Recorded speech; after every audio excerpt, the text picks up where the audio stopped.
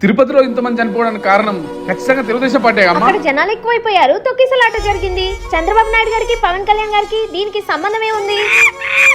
గేట్లు ఓపెన్ చేయగానే పొలోమని ఉరికారు ఈ మగనాయాలు, అందుకే తొక్కిసలాట జరిగింది. ఇదంతా ఏదో ప్రమాదవశాత్తు జరిగిందండి.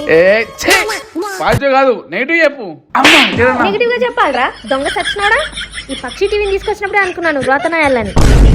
తిరుపతిలో 6 చనిపోవడానికి కారణం చంద్రబాబు పవన్ కళ్యాణ్ అన్న. ఆ పవన్ కళ్యాణ్ వచ్చి 3 తొక్కేశాడు, బాబు గారు వచ్చి ఇంకో 3 తొక్కేశారు, మొత్తం 6 మందిని నీళ్ళే చంపేశారు. నీకు కావాల్సి అదే కదా. అక్కడ మరణించిన వాళ్ళకి 25 లక్షలు ఇచ్చారు, గాయపడిన వాళ్ళకి 2 లక్షలు ఇచ్చారు. వాళ్ళు కోలుకోగానే నెక్స్ట్ డే వైకుంఠ దర్శనం కూడా చేపించారా, మీడియా ముందుకు వచ్చి క్షమాపణలు కూడా చెప్పారా. ఇంత మంచి నాయకత్వం చేస్తుంటే వాళ్ళని నెగిటివ్ చేయాలని చూస్తారేంట్రా మీరు?